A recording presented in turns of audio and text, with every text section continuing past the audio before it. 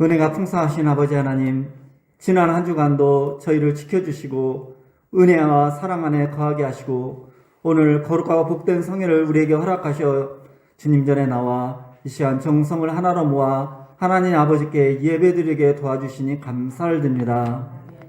오늘은 특별히 평화의 왕으로 오신 주님을 생각하며 종료주일로 지킬 수 있도록 은혜를 베풀어 주시니 또한 감사를 드립니다. 호산나 다윗의 자손이여 찬송하리로다. 주의 이름으로 오시는 이여 가장 높은 곳에서 호산나라고 외치는 많은 군중들처럼 이 시간 저희들도 소리 높여 외치며 찬양하기를 원합니다. 저희의 죄를 위해 고난받으시고 십자가에 달리신 예수님을 바라보며 한 걸음 더 앞으로 나아가며 드리는 찬양과 경배를 받으시고 이 자리에 참여한 모든 성도들 위해 위로와 평강이 넘치게 하시고 축복받는 귀한 시간이 될 수 있도록 인도하여 주시옵소서. 자비로우신 주님, 다른 사람을 섬기는 종으로 오신 주님을 믿노라 하면서도 섬김을 받으려고 대접받기에만 힘썼던 저희들이 아니었는지 되돌아봅니다.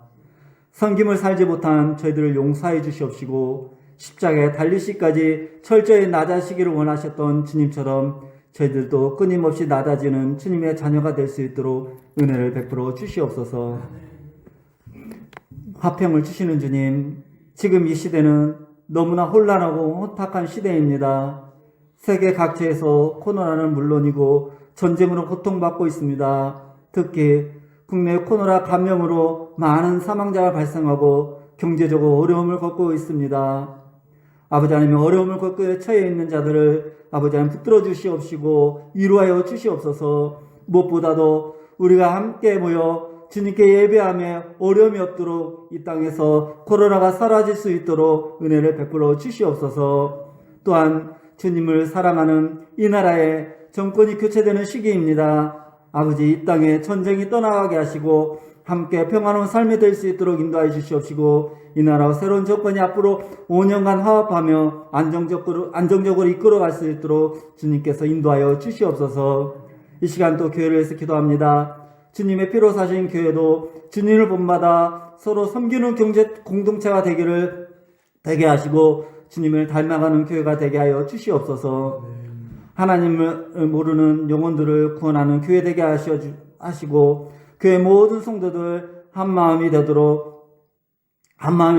묵묵히 십자가를 지고 우리 이웃을 위하여 기도하며 복음의 진리를 전하는 복된 교회가 되고 성도가 될 수 있도록 인도하여 주시옵소서.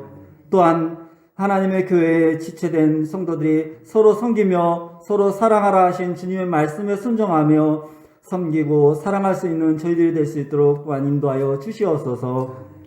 이 시간 간절히 또 고통받는 성도들을 위해서 기도합니다. 육신의 연약함과 질병으로 고생하는 성도들이 있습니다. 그들이 간구하는 기도에 응답하여 주시사 여호와 라파의 능력의 하나님께서 치유하여사 그들을 이겨낼 수 있는 용기와 소망을 주시고 하루속히 치유되어서 본래의 삶의 모습으로 돌아가 주 안에서 기쁨과 평안을 누리게 하여 주시옵소서. 또한 가정과 사업장, 직장 등 어려움에 처한 성도들의 기도를 들으시고 모든 문제가 해결되어 형통의 역사가 있게 하여 주시옵소서. 모든 간구하는 것들이 해결되어 하나님께 영광 돌려지는 삶이 될 수 있도록 인도하여 주시옵소서.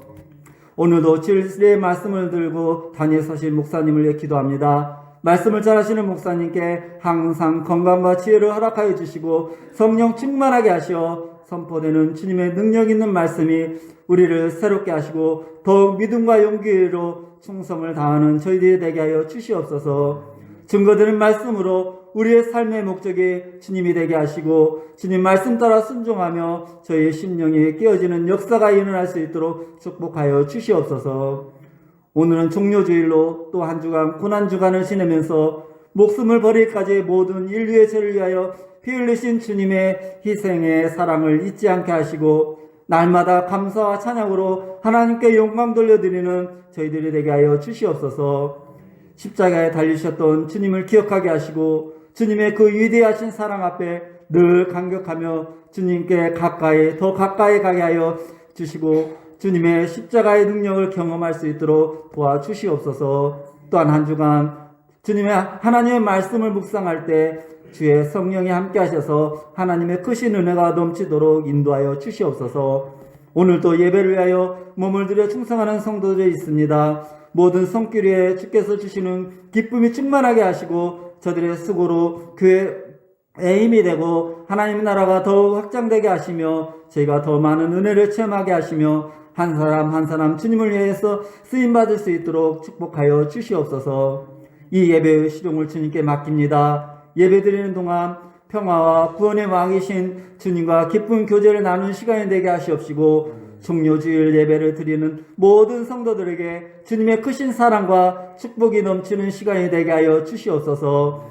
저희를 죄에서 구원하신 주 예수 그리스도 이름 받들어 기도드렸습니다. 아멘.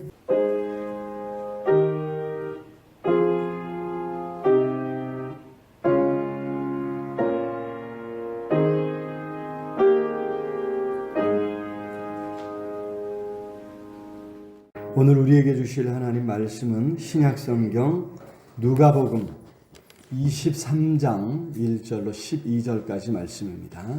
우리 한 절씩 교독하도록 하겠습니다. 무리가 다 일어나 예수를 빌라도에게 끌고 가서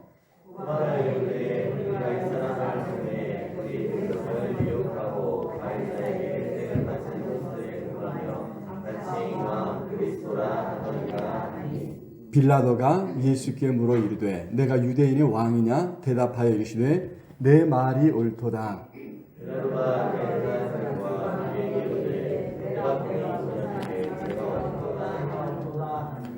무리가 더욱 강하게 말하되 그가 온 유대에서 가르치고 갈릴리에서부터 시작하여 여기까지 와서 백성을 소동하게 하나이다.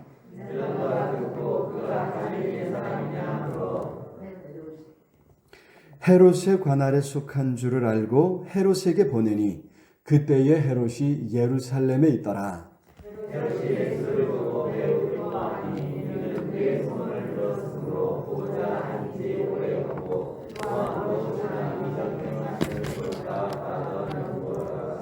여러 말로 물으나 아무 말도 대답하지 아니하시니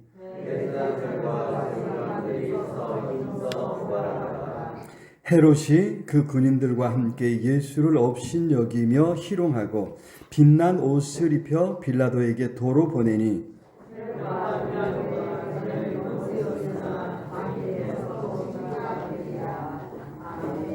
아멘. 이 시간 할렐루야 찬양대사 하나님 앞에 찬양으로 영광 돌리겠습니다.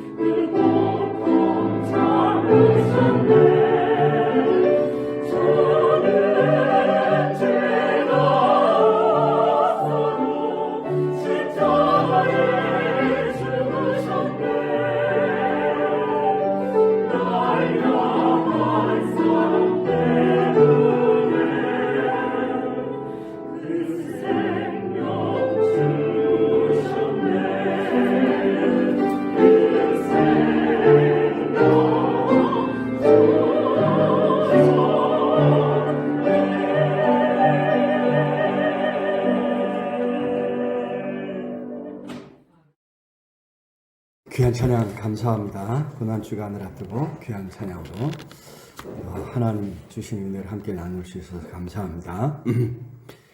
자, 오늘은 이제 종려주일이죠.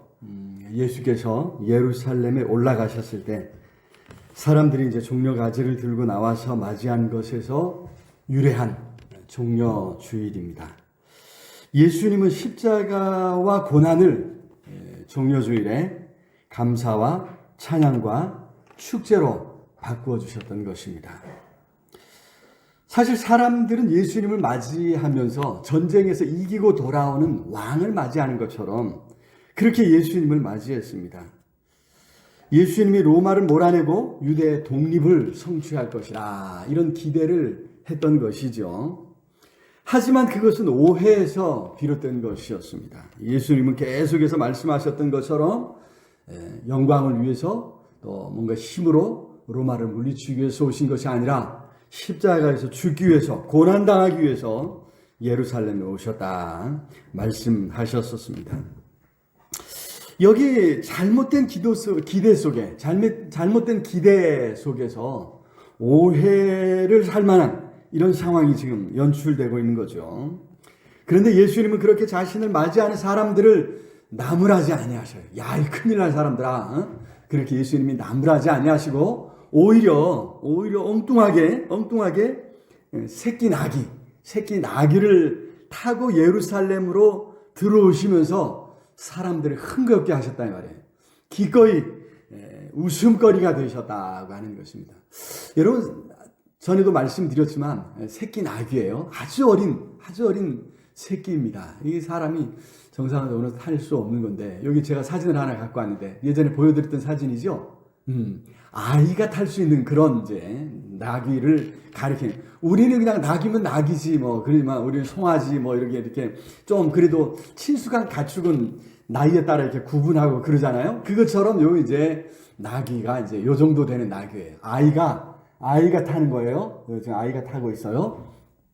그런데 33세의 건장한 청년이 이 나귀를 탔다고 한번 생각해 보십시오. 얼마나 참 모양 안 나는 그런 모습이었겠습니까? 그래서 여러분, 예수님이 오셨다 하고, 그죠? 메시아가 오셨다 하고 잔뜩 기대를 하고 나온 사람들이 딱 보니까 뭐예요? 아, 이거 참, 그죠? 조그마한 나귀 타고 오는 모습이 너무나 우스울 수밖에 없는 이런 이제 상황인 것입니다. 예수님은 이처럼 기꺼이 웃음거리가 되어주셨다고 하는 것입니다. 여기서 우리가 기억해야 할 것은 예수님은 자신의 고난으로 사람들을 행복하게 하고 사람들을 구원하려 하셨다고 하는 사실입니다. 그것을 나타내려고 전쟁할 때 쓰는 말을 타고 오신 것이 아니라 평민들이 주로 타서 겸손과 평화를 상징하는 나귀를, 그것도 어린 나귀를, 새끼 나귀를 타셨다고 하는 것입니다. 그래서 과연 스가랴 9장 9절에 이런 말씀이 있죠. 스가랴 9장 9절 같이 한번 읽어볼까요? 시작. 시온에 따라 크게 기뻐할지어다. 예루살렘에 따라 즐거이 부를지어다. 보라, 내 왕이 내게 임하시나니 그는 공의로우시며 구원을 베푸시며 겸손하여서 나귀를 타시나니. 나귀의 작은 것, 그 나귀 새끼니라. 그렇습니다. 우리 주님은 겸손하게도 새끼 나귀 새끼를 타고 오셨다. 그렇습니다. 예수님은 고난으로 인해 사람들이 눈물을 흘리기를 원치 아니하셨습니다. 오히려 눈물 흘릴 수밖에 없는 세상에서, 눈물 흘릴 수밖에 없는 우리의 삶의 자리에서 예수님 때문에 기뻐하고 감사하고 찬양할 수 있도록 그 자리를 바꿔 주신 줄로 믿습니다. 예수님 안에 참 기쁨이 있습니다. 예수님 안에 행복이 있고 예수님 안에 구원이 있다고 하는 사실을 잊어서는 안 될 줄로 믿습니다.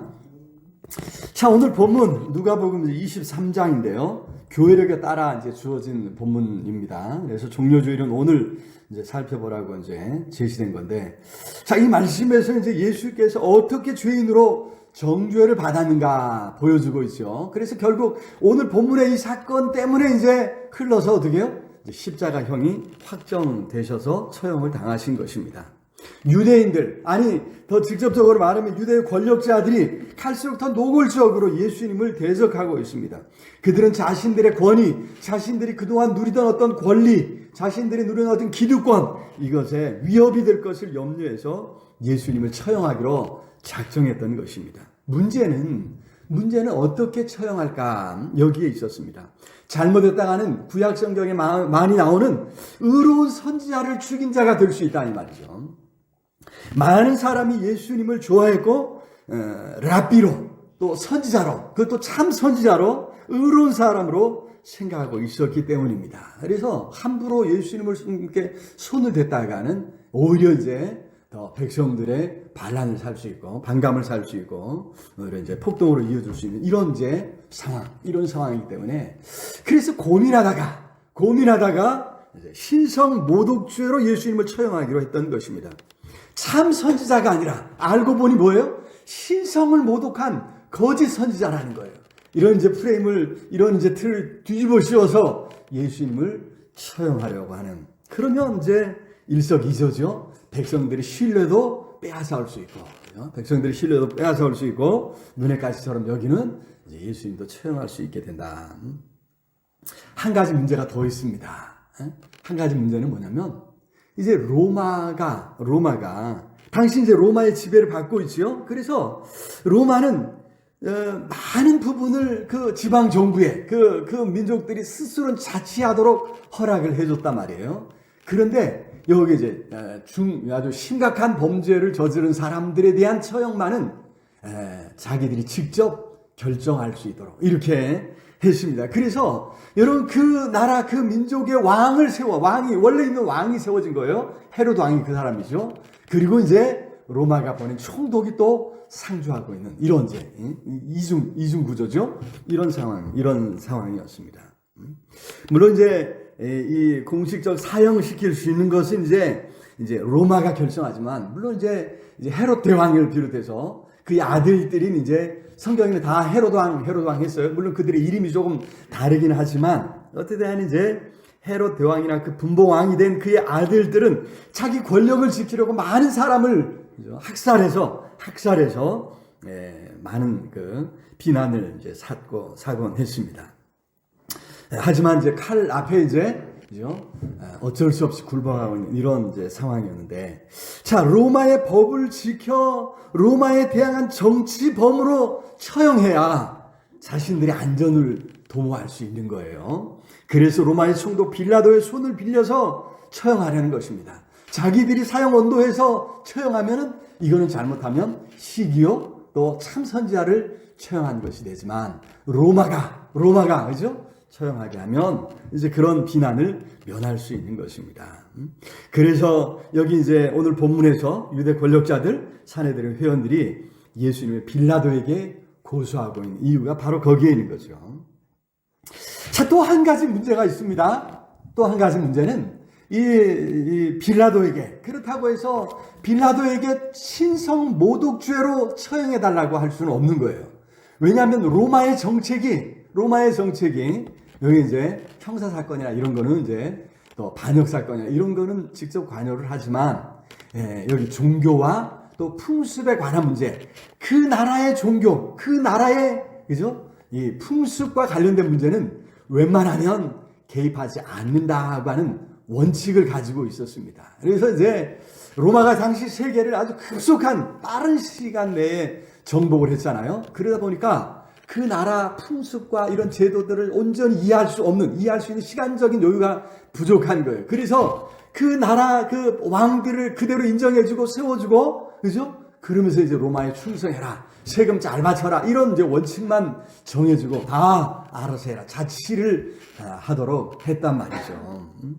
그래서 이제 빌라도에게 이 문제를 가져가봤자 너희들의 종교에 관한 문제고 풍습에 관한 문제니까 너희들 알아서 처리해라 하는 거죠. 오늘 본문에 보면 계속해서 이제 유대인의 왕이라고 합니다라고 이야기하는 게 뭐예요? 결국 로마에 대항하는 로마에 대항하는 왕이 되는 거 아니야. 그래서 이제 나중에 그러죠. 이제 이를 살려두면 가이사의 충신이 아닙니다라고 이렇게 이제 이야기하면서 결국 그렇게 이제 반역죄로 몰아서 로마가 이제 자국민들은 이 형벌 십자가형으로 이제 처형하지 않죠. 너무 고통스러운 것이라서 오히려 일주일 동안이나 이렇게 오랜 시간 고통받는 그 모습을 보면서 그 사람들 그 나라 백성들한테 이제 반역하면 로마에 반역하면 얼마나 끔찍한 일을 당하는가 하는 것을 보여주는 형벌로서 십자가형을 사용했는데 예수님도 바로 그런 로마 황제에 대항하는 반역죄로 처형을 하게 했던 것이죠. 자, 오늘 이것이 오늘 본문의 배경입니다. 이런 배경을 염두에 두면서 오늘 본문을 살펴볼 때 하나님께서 우리에게 주시는 은혜를 생각할 때 하나님 주시는 은혜를 우리 함께 나눌 수 있기를 원합니다. 자, 첫 번째로 예수님은 유대 권력자들의 모함으로 억울하게 죄를 뒤집어 쓰신 것이라고 하는 사실을 잊어서는 안 될 줄로 믿습니다. 여기 2절 한번 같이 읽어볼까요? 시작. 고발하여 이르되 우리가 이 사람을 보매 우리 백성을 미혹하고 가이사에게 세금 바치는 것을 금하며 자칭 왕 그리스도라 하더이다 하니. 그렇습니다. 세 가지 내용으로 고소를 당하시죠. 첫 번째는 백성을 미혹했다고 하는 것입니다. 가이사에게 세금 바치는 것을 금했다는 것입니다. 자칭 왕이라고 그리스도라고 했다. 이런 내용으로 고소를 합니다. 하지만 그 어떤 죄도 예수님과는 상관이 없었습니다. 여기 백성을 미혹했다 하지만 사실 예수님은 진리를 전하셨죠. 오히려 백성을 미혹하고 잘못된 길로 인도하는 건 자신들이었습니다. 그들은 하나님의 말씀을 온전히 지키지도 않으면서 자신들의 권력을 유지하기 위해서 하나님의 말씀을 사용했던 것을 성경이 증거하고 있죠. 또 가이사에게 세금을 바치는 것을 금했다 하지만 오히려 예수님은 하나님의 것은 하나님에게, 유명한 말씀이죠. 사회에서도 또 정치 분야에서도 이 모토는 이 구절은 많이 써요. 그래서 하나님의 것은 하나님께, 가이사의 것은 가이사에게, 이렇게 세금 문제하고 연관될 때 꼭 이 구절을 자주 이렇게 인용하는 것을 볼 수가 있는데, 여러분, 가이사의 것은 가이사에게 바쳐라. 분명히 우리 예수님 말씀하셨고, 또 세금 바치는 자들이 찾아왔을 때 베드로가 예수님 어떻게 할까요? 했을 때 어떻게 했어요? 야, 너 가서 시냇가에 가서 낚시를 던져갖고 물고기 한 마리 잡아갖고 어떻게 해요? 속에 배를 입을 열어보면 거기 동전이 있을 것이니까 그거 가져와서 내 세금과 내 세금을 같이 내라. 이렇게 해서 예수님은 세금을 내셨다 이 말이에요. 본인이 세금을 내셨습니다. 또 자칭 왕이라고 유대인들의 말로는 그리스도라 이렇게 이야기한다 했는데, 예수님은 자신을 왕으로 세우려는 사람들을 피해서 도망 다니셨죠. 오히려 도망 다니시지 않았습니까? 그렇습니다. 예수님은 지금 억울하게도 누명을 쓰고 계신 것입니다. 예수님은 분명 죄가 없으셨습니다. 빌라도가 결국 그렇게 결론을 내리지요. 4절 한번 읽어보면 4절 시작. 빌라도가 무리에게 이르되 내가 보니 이 사람에게 죄가 없도다 하니. 오늘 본문에는 신문 과정들을 자세히 설명하고 있지 않습니다만은 결론이 그거예요. 결론이 이 사람에게 죄가 없도다. 이 사람은 가이사에게 대항하는 사람이 아니다. 이렇게 결론을 내려주는 거죠. 헤롯도 마찬가지입니다. 헤롯도 그렇게 결론을 내리고 빌라도에게 돌려보냈습니다. 11절 가서 볼까요? 11절. 헤롯이 그 군인들과 함께 예수를 업신여기며 희롱하고 빛난 옷을 입혀 빌라도에게 도로 보내니 자신의 권력에, 자신의 왕권에 위협되는 사람이 아니라는 거예요. 실컷 놀려먹고 어떻게 해요? 돌려보냈다. 특히 여기 헤롯은요, 예수님에 대해서 사실은 8절에 보니까 8절 볼까요? 8절. 헤롯이 예수를 보고 들었으므로 여러분, 왕이 자신의 권력을 지키기 위해서 민심이 어떻게 돌아가는가 부단히 살피고 있었다는 거죠. 그죠? 그래서 예수의 소문을 들었다는 거예요. 예수님에 대해서 소문을 듣고 보고자 한지 오래였으므로 보고 뭔가 또 이적을 행하는가. 이미 예수의 소문을 듣고 다 알아봤다는 거죠. 그런데 결론은 이미 났어요. 어떻게? 나를 대적하고 내 왕위를 노리는 사람이 아니라는 결론을 이미 내리고 이미 그에 대해서는 별로 관심을 두지 않았다는 거예요.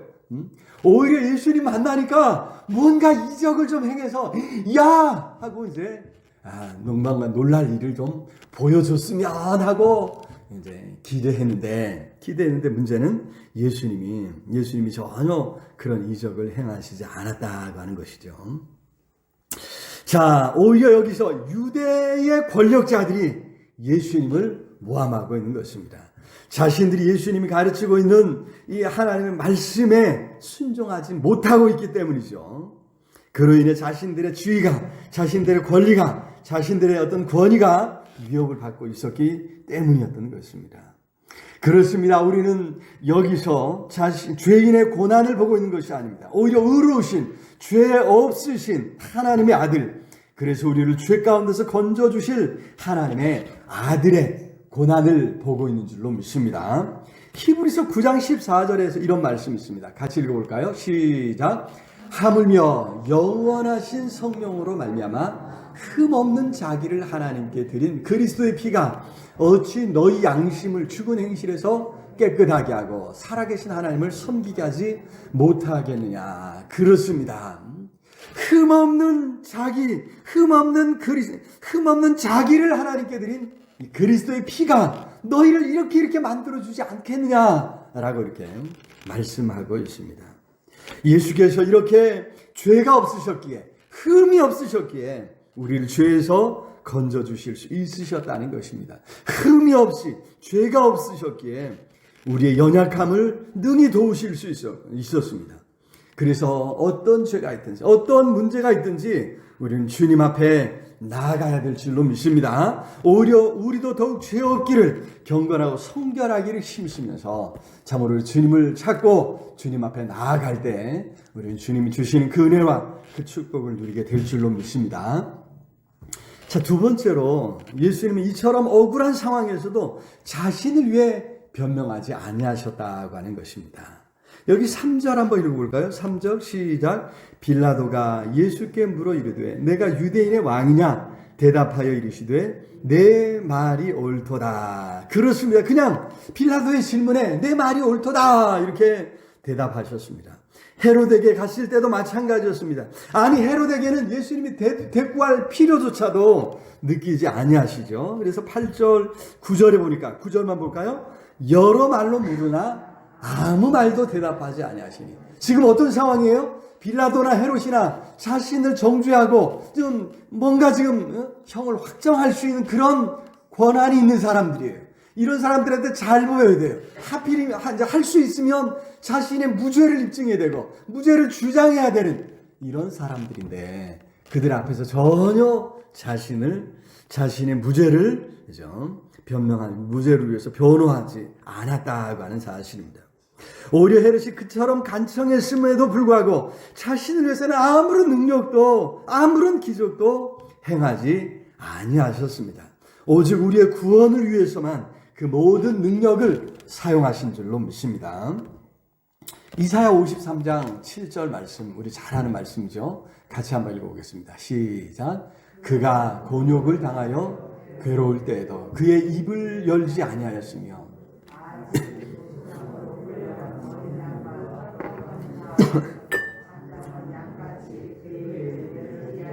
아니하였도다. 그의 입을 열지 아니하였다. 우리 예수님은 이사야 선지자가 예언한 대로 자신을 변호하지 아니하셨고 그리하여 형벌 받도록 자신을 내어주셨습니다. 그런데도 예수님은 그런 와중에서도 자신을 분명히 밝히시죠. 2절에 내가 유대인의 왕이냐 물을 때 내 말이 옳도다. 예수님은 대답하시면서, 그죠? 이것이 이제 자신의 형을 확정하게 되는 그런 말임에도 불구하고 예수님은 계속해서 인정하시는 거예요. 예수님 무엇을 위해서 오셨는가? 무엇을 위해서 이러한 일을 하시는가? 분명히 가르쳐 주신 줄로 믿습니다. 당시 사람들은 이스라엘을 로마의 압제에서 구원해 줄 다윗과 같은 왕, 그죠? 구원자 메시아를 기다렸습니다. 아마도 빌라도는 그것을 염두에 두면서 내가 유대인의 왕이냐 이렇게 물었겠죠. 실제로 예수님은 이스라엘의 왕이셨습니다. 아니 이스라엘뿐 아니라 온 인류와 온 세상의 통치자요 왕이요 또 구원자이신 줄로 믿습니다. 오직 예수님만이 모든 인류를 구원할 능력이 있으신 하나님의 아들, 하나님이신 줄로 믿습니다. 예수님의 이러한 희생과 사랑으로 우리가 구원받아 하나님의 자녀가 된 줄로 믿습니다. 자신을 변호하지 아니하시고 기꺼이 자신을 내어주신 예수님의 그 희생으로 우리가 구원받았습니다. 오늘 또 우리의 구원을 위해서 예수님은 기꺼이 우리 삶에 찾아오시고 기꺼이 그 능력을 베풀어 주시는 줄로 믿습니다. 자신을 위해서는 능력을 행하지 아니하셨지만 우리를 위해서는 언제든지 우리가 간구할 때 우리가 하나님의 은혜를 구할 때 찾아오시고 능력을 베푸신다고 하는 사실을 꼭 기억할 수 있기를 우리 주님의 이름으로 축원합니다. 세 번째로 예수님은 이런 수치와 고난을 통해서도 화평을 이루셨다고 하는 사실입니다. 오늘 본문에서 눈에 띄는 부분이 바로 빌라도와 헤롯이 서로 친구가 되었다는 것입니다. 12절에 그러죠. 헤롯과 빌라도가 전에는 원수였으나 당일에 서로 친구가 되니라. 사실 여기 빌라도와 헤롯은요 권력을 두고 경쟁하는 그런 관계였습니다. 빌라도는 로마가 파견한 그 지역을 관장하는 총독이었습니다. 로마는 당시 넓은 세상을 정복하고는 해당 지역에 반란을 할 수 있으면 좀 잠재우고 불평을 잠재우기 위해서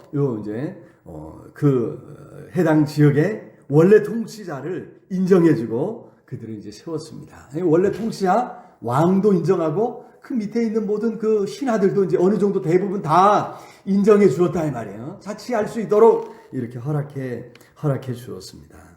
이건 이제 헤롯 같은 이런 사람을 이제 분봉왕, 한 지역의 분봉왕, 로마가 볼 때는 한 지역의 왕이라는 거예요. 그래서 이제 분봉왕이라고 하는 칭호를 써서 이제 인정을 해줬는데 사실 그런 의미에서 보면 이 헤롯이라고 하는 사람은 자격이 없어요. 원래 유대인 출신이 아니거든요. 에돔인이라고, 이두메라고 에돔 출신입니다. 그런데 이제 헤롯 대왕이라고 하는 오늘 본문의 헤롯의 아버지가 굉장히 이제 술수가 뛰어난 사람이에요. 그래서 이제 로마와 관계가 좋아가지고 이 사람이 이제 어느 날 이제 헤롯 이제 이 이스라엘의 왕으로 이제 등극을 하게 되죠. 그래서 이제 이 헤롯 대왕은 유대인들의 환심을 사기 위해서 통치 기반이 약하니까 인정받지 못하니까 큰 이제 예수님이 계실 때 그 성전 무려 40년 넘게 46년 동안이나 그 성전을 짓고 있었어요. 성전을 개축하는데 보수하는데 뭔가 이제 유대인들과 이제 협상이 필요할 때 필요한 자재를 이제 공급해주는 이런 수법으로 오랫동안 이제 여러 가지가 있지만은 그 중에 한 가지가 이제 바로 이제 유대인들이 이제 가장 소중하게 여기는 이 성전을 이제 증축하고 개축하는 이를 이제 자신의 통치 하나의 수단으로 사용할 정도로 이렇게 이제 아주 간교한 사람이었습니다. 자, 그 아들인 여기 이제 헤롯 정확히는 안티바스라고 하는 이름을 가지고 있는데 이 사람도 이제 통치 기반이 약하죠. 그래서 로마의 권력을 등에 업고서 이제 왕위에 간신히 이제 왕위를 유지하고 있는 이런 상황. 그래서 여기 빌라도도 마찬가지. 빌라도는 로마의 파송을 받은 사람이고, 요거 이제 안티바스 헤롯은 로마에 잘 보여야 되는 게 서로 이제 충성 경쟁을 하고, 그래서 이제 자신의 권력을 유지할 수밖에 없는, 그래서 서로를 견제하고 서로 이제 더 잘하기 위해서 애쓰는 이런 상황이죠. 당연히 이 둘 간의 사이가 좋을 리가 없습니다. 그런 두 사람이었는데 오늘 본문에 예수님으로 말미암아 친구가 되었다. 자, 에베소서 2장 14절 말씀 한번 읽어보겠습니다. 에베소서 2장 14절. 그는 우리의 화평이신지라 둘로 하나를 만드사 원수된 것 곧 중간에 막힌 담을 자기 육체로 허시고. 그렇습니다. 예수님은 그렇게 자신의 고난을 통해 막힌 담을 허시고 하나 되게 하셨다고 하는 것입니다. 예수님은 그렇게 세상을 화목하게 하고자 하신 줄로 믿습니다. 그렇기에 예수님의 십자가 복음을 들은 우리가 아직도 원수된 것을 해결하지 못하고 있지 않은가, 우리 자신을 돌아봐야 될 줄로 믿습니다. 예수를 구주로 믿고 영접한 우리도 마찬가지로 이와 같이 막힌 담을 헐고 세상을 하나 되게 하는 일에 헌신해야 될 줄로 믿습니다. 이 일을 위한 그 어떤 능력을 우리 주님께서 바로 우리에게, 믿는 성도들에게 허락해 주신 줄로 믿습니다. 마태복음 16장 19절이죠. 베드로에게 천국 열쇠를 주시면서 예수는 이런 말씀을 하셨습니다. 시작. 내가 천국 열쇠를 내게 주리니 내가 땅에서 무엇이든지 매면 하늘에서도 매일 것이요 내가 땅에서 무엇이든지 풀면 하늘에서도 풀리리라 하시고, 그렇습니다. 꼬이고 맺힌 이 관계들을 푸는, 그래야 서로 사랑하고 또 이해하고 화해하는 역사를 일으키는 능력이 바로 우리에게 있다고 하는 사실입니다. 우리의 삶에 이러한 화해하는 역사가 나타나야 될 줄로 믿습니다. 알량한 자존심을 지키려고 얼마나 애를 많이 쓰는지 모릅니다. 뭐 좀 망가지면 어떻습니까? 그렇게 지킬 가치가 있는가? 전혀 필요하지 않은 어떤 자존심을 지키려고 마음을 열지 못하는 경우가 얼마나 많이 있습니까? 그냥 좀 망가지면 되지 않겠습니까? 그런다고 죽지 않습니다. 그런다고 창피당하는 것은 아니라고 하는 사실 기억하면서, 예수께서 화평을 위해 기꺼이 자신을 내어주셨던 것처럼 오늘 화평을 위해 우리 자신을 내어주어야 될 줄로 믿습니다. 우리를 건져주려고 즐거이 자신을 던져 종려주일의 기쁨을 선사하신 예수님을 생각하면서 우리도 맺혔던 이 관계들을 풀어 하나 되도록 하는 일에 더 힘써가야 될 줄로 믿습니다. 그 삶에 우리 주님 함께 하시고 도와주실 줄로 믿습니다. 말씀을 맺겠습니다. 오늘 종려주일입니다.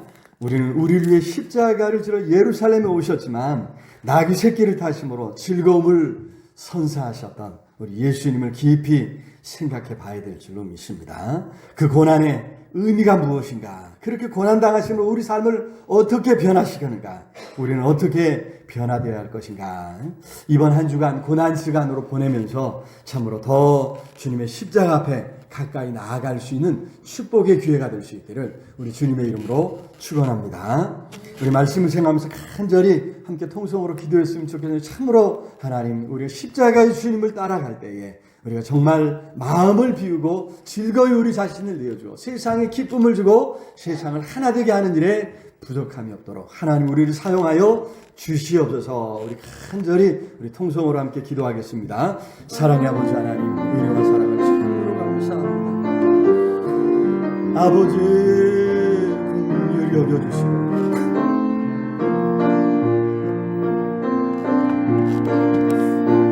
하나님